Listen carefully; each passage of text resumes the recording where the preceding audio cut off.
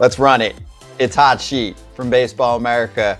We are excited that we're going to talk to Ryan Waldschmidt, who's the D-backs minor league player of the year, according to Baseball America. He's going to join us soon, but we got a topic to hit before that. And before that segment, JJ, I just want to shout out the Baseball America Prospect Handbook, the 2026 edition, available at the baseballamerica.com shop, and it looks nice. Give us the goods. You're touching it. So this is the 25, obviously. The 26 is not done. If the 26 is done, then we've gone through a time warp because I know I have a whole lot of reporting left to do. So do a lot of other guys. But the 26 Prospect Handbook is where we compile all the work we've done over the past year of reporting, analysis, data, to rank the top 30 prospects in all 30 organizations. We do scouting tools grades on all tools for all 30 players, BA grades, which we've updated a little bit this year. So if you want to know everything about your organization, the handbook is what you need. There you go. And where do they get it? baseballamerica.com/store. Boom. There you go. So please check that out. Support BA. Tons of hard work behind the scenes going on to put together everything team by team, which we're going to start with right now. Let's hit a prospect profile. Let's get into the farm system grade for the Diamondbacks. Geoff, you want to kick this off? Yeah, sure. A farm system that I think in some ways is on the upswing. I think you look at some of the deals that they made over the trade deadline. They were able to add some talent, particularly on the pitching side, which I think outside of a big breakout this year in Daniel Egan had been sort of lacking. They also still have the sting of the Drew Jones pick, number 2 overall in that draft. And at this point does not look like he's going to ever be an everyday major leaguer. Obviously, things are always subject to change, but at this point, that's kind of what the evaluations are throughout the industry. But I do think there is some positive here. We talked about Ryan Waldschmidt, Slade Caldwell also being a breakout. But the guys I want to focus on are 3 different pitchers that they acquired at the deadline. I think probably the frontline name here is probably Cole Drake, just because he was an upper minors performer, probably had the biggest track record of success as a professional, was a guy that kind of came from humble beginnings and not necessarily a lot of pedigree in that Rangers farm system, and kind of worked his way into sort of the 40-man picture or the active roster picture, kind of coming into this trade deadline. They end up making the move for Merrill Kelly.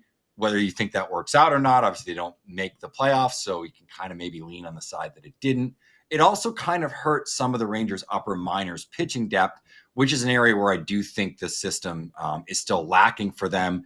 The Diamondbacks were able to acquire Drake. He's a guy that I think you can look forward to in a year and say, maybe he doesn't break camp with the team, but is going to be in the rotation picture in one way, shape, or form. He's more of like a number 4, number 5 sort of starter upside. I think it's the same for other left-hander they acquired from the Rangers and Mitch Brott. The guy that I do want to hone in on a little bit is David Hageman. Hageman's stuff is awesome. A guy that was injured in college, at the end of his college career, has, an elbow surgery, comes back sort of midpoint through this year. They were holding him back from throwing this really nasty curveball that he throws. Once he was acquired, he'd just kind of come back into games. Once he was acquired by the Diamondbacks and they send him up to High Hillsborough, he unleashes that curveball. And the numbers since that point kind of spoke for themselves. Just in terms of performance numbers, strikeout numbers, swing and miss for that pitch and against the fastball, but also the stuff plus numbers that we were seeing kind of across his arsenal. I think he's a guy that has potential number 3 upside. It's just when we sort of grade out these things and maybe say he is a 60 BA grade, he's somebody that has higher risk. So it's either a high to maybe even extreme risk profile, just based on the checkered injury history. But I do think that they did pretty well at the deadline in terms of bringing in some pitching talent, which is an area that they were deficient. I'm going to jump on. So I'm kind of the Debbie Downer of this because I'm going to bring up some of the things that are kind of concerns we saw this year. One is really disappointing, which is that Demetrio Crisantes, second baseman, had his second significant injury in his basically last 5 years. And so we really didn't get to see Crisantes on the field. We hope to see him back in 2026. But that's obviously something that happens, but you hate to see it 'cause he's one of the better pure hitters in the system.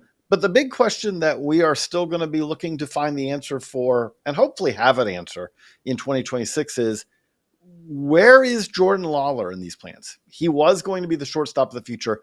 That's obviously no longer the case. The Diamondbacks are good there. They've got one of the best shortstops in baseball at this point in Gerardo Perdomo. But where does Lawler fit now? He's had a lot of injury issues. He's kind of done everything that you can do at this point at the minor league level. But what we haven't seen yet is him take that over, carry that over to the major league level. He didn't get a whole lot of runway there with the D-backs this season. Again, he did have injuries, but I do think that that's kind of one of the key questions, the key to-do items going into 2026 is Jordan Lawler the third baseman of the future? Is he somewhere, bound to fulfill what we expected out of him? Yeah, and to follow up on too, when you're talking about Jordan Lawler specifically, I mean, Torey Lobello had him play DH for the later half of this month just because he couldn't figure it out defensively. And I think that's another important metric too that we have to be able to analyze too, because I mean, coming into it before all the trade happens with Suarez getting dealt and all that stuff, there was really no place for him to go. Now that that place is there, I mean, it just seems to not be able to come up. And like you mentioned, being able to come up to that production on that side. But another D-backs infield prospect that I kind of want to talk about too, that maybe hasn't been, on the radar as much, but I really want to talk about Tommy Troy and kind of, their first rounder for a couple of years ago that just wasn't, producing to the level that they had wanted, especially from a pedigree from a pick so high. He really took a really big step forward this year for the organization. I know he made it up to AAA. There was a lot better plate discipline. He wasn't chasing as much. And I think he's going to be a dark horse guy coming out of camp next year that I think could potentially, fight for a position on the opening day roster. I think it's another player to keep an eye on, especially as we continue to monitor, the struggles that Lawler's been able to present. What position Troy will play, whether it's going to be the infield or they do that shift to the outfield, it's going to be up to them when that decision ultimately come out. So what does this all mean? Well, I think you could kind of add this up. We've got the D-backs as what their farm system grade for this year is a C. There's been some steps forward. There's been some injuries. There's been some steps back. It's not the best farm system in baseball. It's obviously not also the worst. It's kind of in that middle pack. Feel pretty good about a C. Now the question is going to be, this is the team obviously not that long ago was basically, in the World Series, but at the same time, NOS is very difficult. And I can't say that they have the system where you say, oh, this is the team to beat in 27 or 28, because we obviously know that there's a couple of other teams, especially one that just seems to win the division year in and year out. Yeah, I think that's what's frustrating for a Diamondbacks fan or really a fan of any team in the National League West besides the Dodgers, JJ, is that fans look at the team and say, I get it. They spend more than everyone else, but how do they keep winning farm system wise when they pick towards the back half of the draft? They have less money to spend usually in the draft. A lot of things have been leveled in our sport in terms of those advantages that used to exist years ago. You have a certain amount of money that you can spend on the amateur draft, on the international signings. So I think for a Diamondbacks fan, you're looking at the division saying, how do we get to the level of the Dodgers with our farm system? Forget the money spending situation. So the toughest part of that is that one of the things that money also gives you is this: you don't have to be scared. If for a lot of teams, if you make a wrong turn, make a wrong decision in one aspect of player development, sports science, analytics, whatever it is, it may set you back because you have limited resources. The Dodgers are the team that doesn't have limited resources. When I'm looking at these metrics that I really use in the minor leagues, we got a piece up at Baseball America today about walk rate for hitters in the minor leagues, right? And I kind of just look at that as obviously there's skill there. Obviously there's self-selecting of what teams are picking in the draft and internationally. But I do think that there's a lot of instruction to that. And look who's at the top in walk rate for hitters. It's the Dodgers. Look who's at the bottom in walk rate for hitters. It's the Rockies. It's something where these aren't surprising to find out when you look at it, because the D-backs, they do a good job. but the Dodgers are really an organization that is hard to try to keep up with, because it's not just spending money on free agents.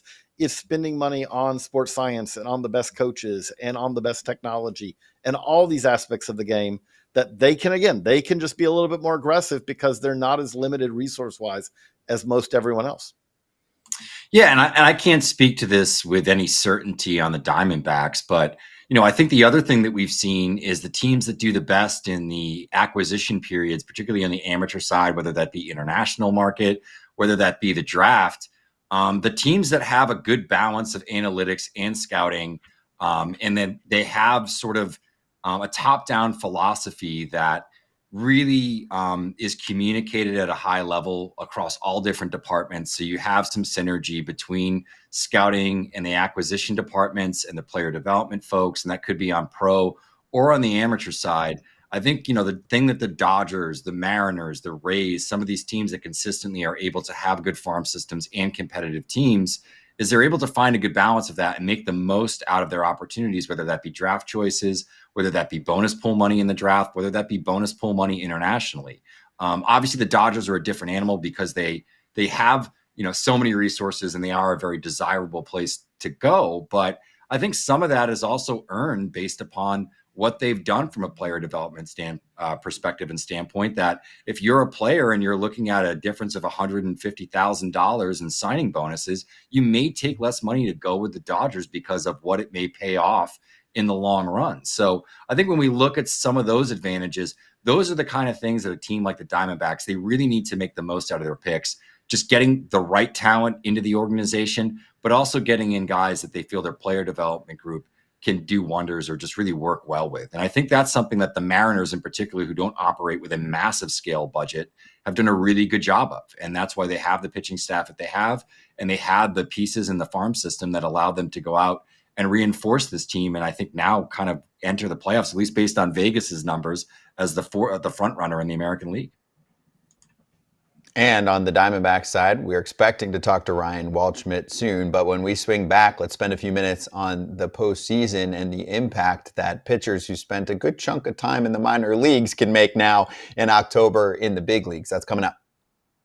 AJ, let's talk steaks. Omaha Steaks, to be precise. Big discounts we'll tell you about coming up in just a sec on the website, but also every steak is perfectly aged to maximize tenderness and hand-cut by master butchers in America's heartland. It's been around since 1917. They know what they're doing. Absolutely, they know what they're doing.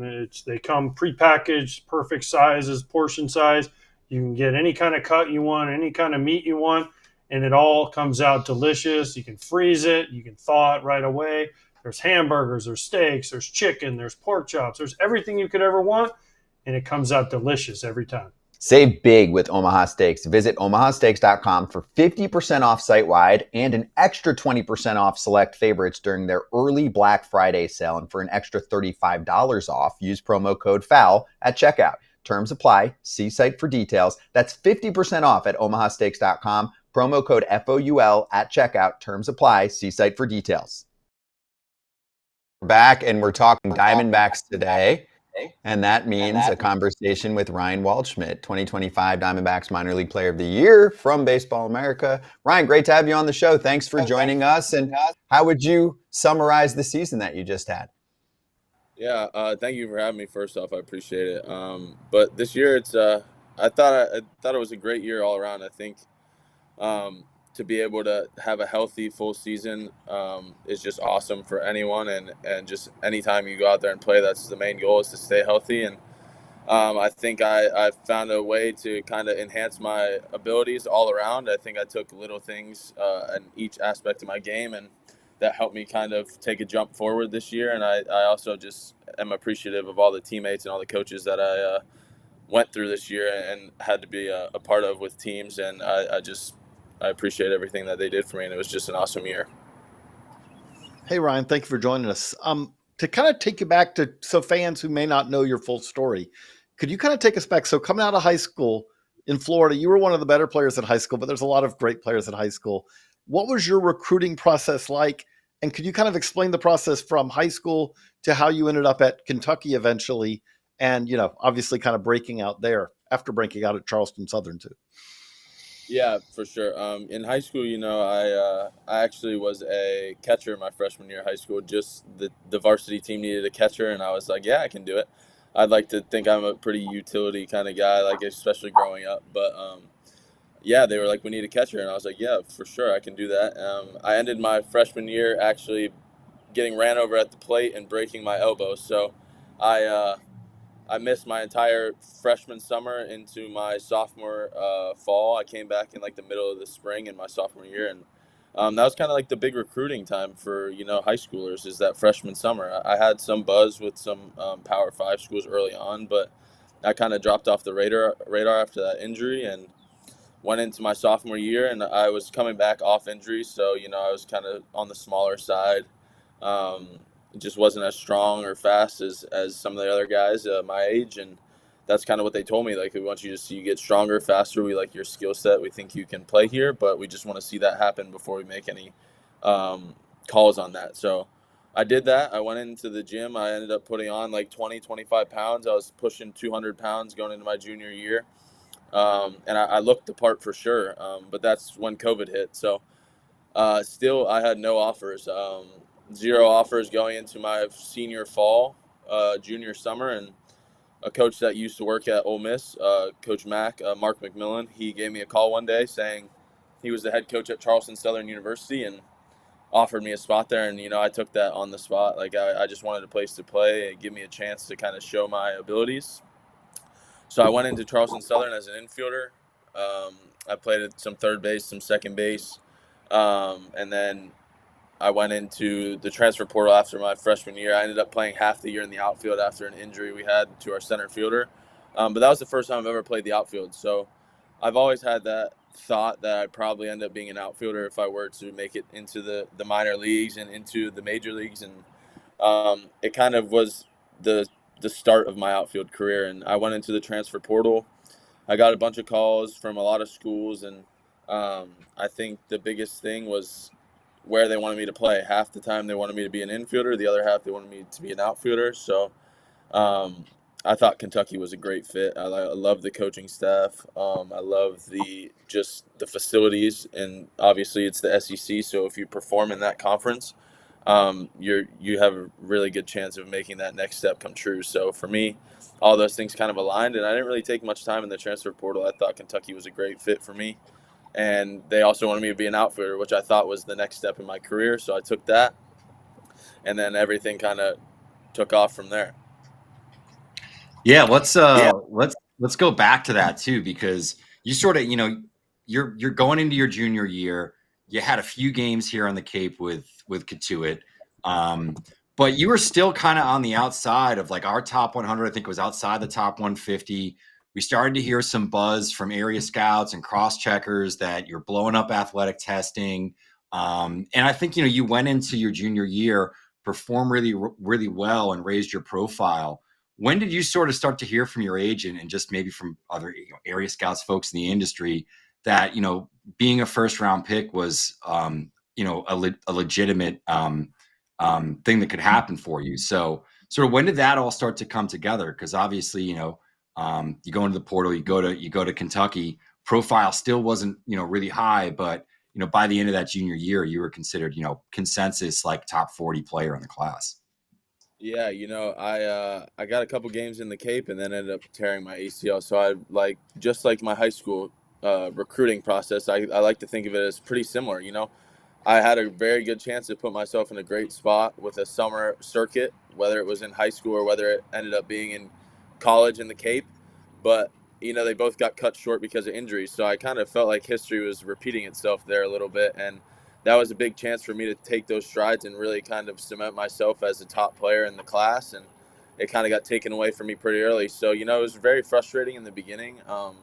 You hate to have anything like that happen when you have a really awesome opportunity in front of you. But for me, it was kind of snapping out of that and just doing what I could to better myself in the next couple months and leading up to the season, because I knew my junior year was the year that I needed to put it all together to make myself become a first-round pick that I ended up being. But it was more of whatever I could do in rehab and kind of staying positive and just kind of looking forward to the season, because I knew I needed to play. And I really came back quick from that ACL injury. I think I came back in about 7.5 months, I think it was. And, that's kind of pushing it on the side of an ACL. I remember Doc telling me, like, hey, man, you blew all the physical testing away. Like, you're physically ready to go, but there's re-tear. Just caution. You have, I think he said it was like a 33% chance that I re-tore it if I came back to play. But for me, it was, I needed to play. I needed to get out there on the field, and I needed to showcase myself. And, I kind of switched that mindset of playing now. Always growing up my whole life, it was kind of like to prove to everyone that I was good enough. Like, I belong here. I'm supposed to be here. Like, I deserve to be playing at this level. And once I got injured, before that, it was always about results. Like, I did everything to play well and showcase that I'm good enough. But once I came back from injury, I kind of just realized the joy of playing again, and how it could be taken away from you in an instant. So for me, it was all about just kind of going out there and having fun again. And I think when I did that and kind of dropped that burden of success, my results really took off. And I think that was something I took into this year as well. It's a long season, it's a grind, but you got to find a way to enjoy it. And everyone loves playing baseball. That's what you do, and that's as our jobs, and we love that. But there's times when you're not doing the best, you're struggling, and it's very easy to kind of get down on yourself and get hung up there, and then next thing you know, a month goes by and you're still struggling. But for me, I think the biggest thing was kind of just being grateful to be out there and playing the game. And every day I was able to flush a 4 for 4 or even an 0 for 4. You can flush it and just move on, because again, you get to wake up and you get to play the game again the next day. And I think that's really what helped me take off my junior year, is kind of that mindset. And honestly, when I started finding out I was close to being a first-round pick was just towards the end of the season. I kind of tried to stay off of social media and stay away from looking at all the rankings and where I was put, because honestly, my goal was just to be on the field. And I kind of felt like I was playing with house money, just being able to be out there with the guys, and played last season of my college career. And, by the end of the season, I looked back and I was like, man, these past 12 months have been an absolute roller coaster. But, I was super grateful to be in that position I ended up being in. Hey, Ryan. Yeah, Jesús Cano with Baseball America here. You talked about the importance of having a full, healthy season. You were able to do that in your first professional season with everything that happened. I want to hear from you kind of what was the adjustment, going from playing college baseball to playing the pro ball? How much different was it compared to college? And then just when did you feel like you were exactly comfortable playing professional baseball? Yeah, obviously I think last season, not this past season I just played, but right after the draft, I got to head out to Visalia and kind of get a feel of what the professional week looks like. I played 2 weeks there, and, it's kind of, I feel like it all boils down to just knowing yourself, like what you need to be ready for the game. I think there's a lot of people that go out there and they take hundreds of swings before a game, and at that point, you're tiring yourself out for when the game comes. And maybe not on Monday night you feel that way, or Tuesday night, my bad. But you're going to feel that on Thursday or Friday, because you've just used everything you've had in the tank. And I think that for me, it was kind of knowing what it takes to be ready for the game. And obviously different days take different amounts of preparation. But, if there's a day you're really feeling good and you get in the cage and you hit a couple balls and your swing feels dialed, your mindset's right, like, you really don't need any more. I think it's times like that where you can just kind of save your energy a little bit and kind of just push through that and get ready for the game. And I think that was really what helped me throughout the year, and being able to play as many games as I did. I think I ended up playing 134 in the regular season, and then we had 2 playoff games. So I think I ended at 136. But I think that was the biggest thing for me, was kind of knowing myself and knowing my body and what it takes to get ready. And that's the different aspect, I'd say, between college and professional, is kind of, it's all individualized. I think college, you have a lot of times where you have in and out before the game, or you have team BP before the game, or you have some pickoffs or base running. You have a lot of things that the team does together, and they make sure that everyone's doing that. But I think in the minor leagues, it's kind of whatever you feel like you need to do before the game, you can figure that out, and then you stay on that routine and you kind of continue that cycle day by day. Ryan, that was a really good answer. Really good stuff. Appreciate the insight, and congrats on a great year too with the Diamondbacks. Thanks for joining us, man. This was great. Hope you enjoyed it, and good luck in the off season. I'm sure we'll talk to you. course. Thank you so much. I appreciate you guys.